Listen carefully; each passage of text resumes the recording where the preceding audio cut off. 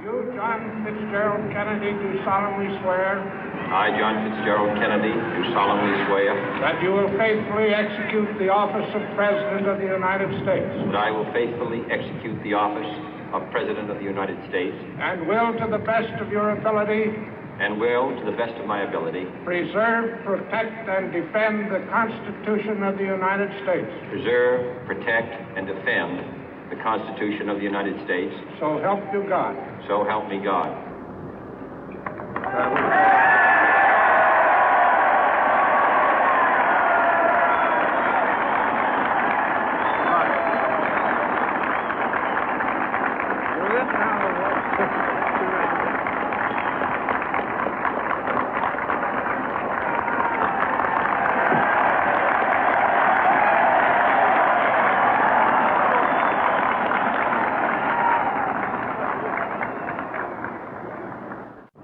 Vice President Johnson, Mr. Speaker, Mr. Chief Justice, President Eisenhower, Vice President Nixon, President Truman, Reverend clergy, fellow citizens.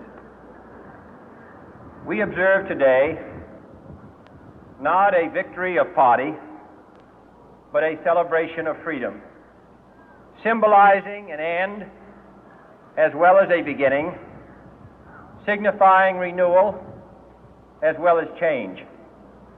For I have sworn before you and Almighty God the same solemn oath our forebears prescribed nearly a century and 3/4 ago.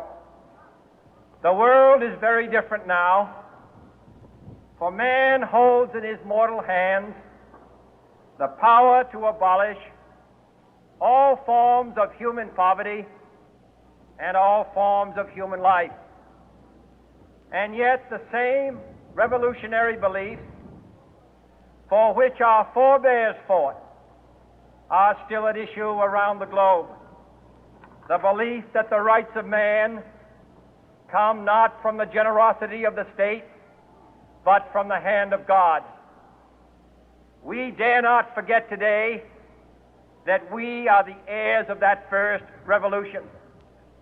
Let the word go forth from this time and place to friend and foe alike that the torch has been passed to a new generation of Americans born in this century, tempered by war, disciplined by a hard and bitter peace, proud of our ancient heritage, and unwilling to witness or permit the slow undoing of those human rights to which this nation has always been committed and to which we are committed today at home and around the world.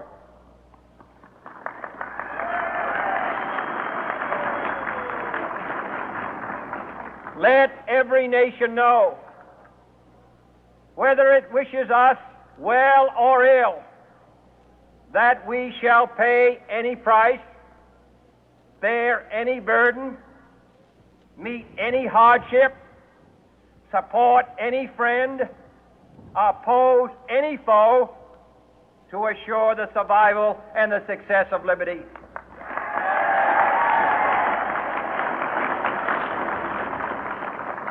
This much we pledge and more. To those old allies whose cultural and spiritual origins we share, we pledge the loyalty of faithful friends. United, there is little we cannot do in a host of cooperative ventures. Divided, there is little we can do, for we dare not meet a powerful challenge at odds and split asunder. To those new states whom we welcome to the ranks of the free, we pledge our word that one form of colonial control shall not have passed away, merely to be replaced by a far more iron tyranny. We shall not always expect to find them supporting our view, but we shall always hope to find them strongly supporting their own freedom, and to remember that in the past, those who foolishly sought power by riding the back of the tiger ended up inside.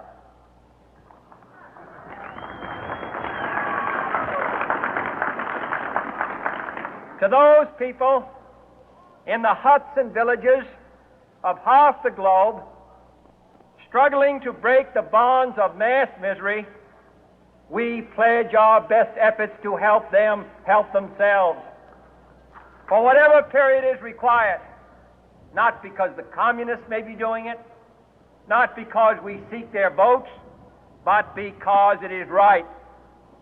If a free society cannot help the many who are poor, it cannot save the few who are rich.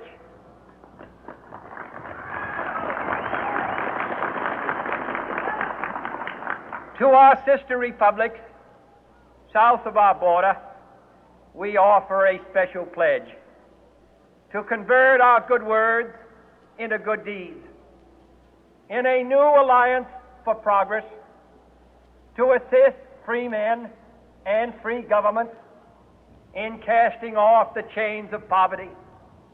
But this peaceful revolution of hope cannot become the prey of hostile powers.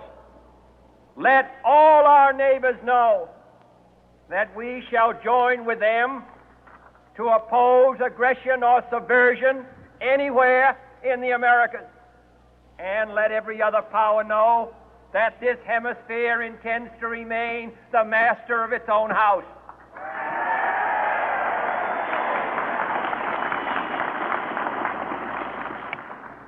To that World Assembly of Sovereign States, the United Nations, our last best hope, in an age where the instruments of war have far outpaced the instruments of peace, we renew our pledge of support to prevent it from becoming merely a forum for invective, to strengthen its shield of the new and the weak, and to enlarge the area in which its writ may run.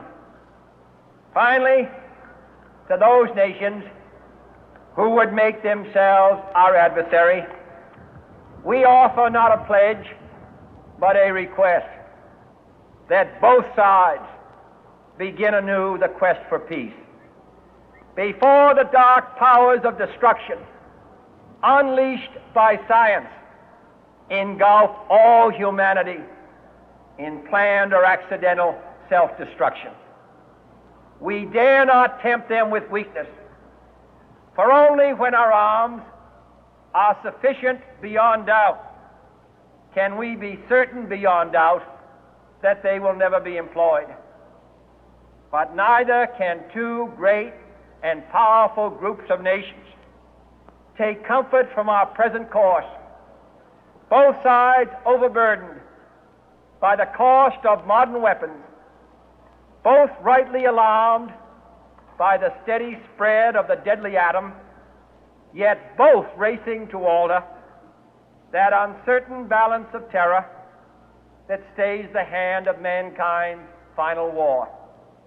So let us begin anew, remembering on both sides that civility is not a sign of weakness, and sincerity is always subject to proof. Let us never negotiate out of fear, but let us never fear to negotiate.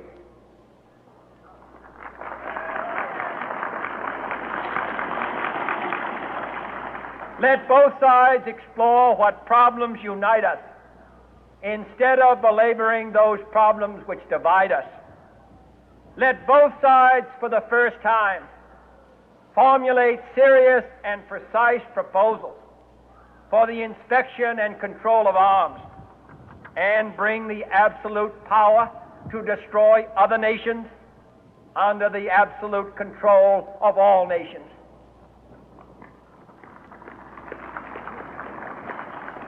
Let both sides seek to invoke the wonders of science instead of its terrors. Together let us explore the stars, conquer the deserts, eradicate disease, tap the ocean depth, and encourage the arts and commerce. Let both sides unite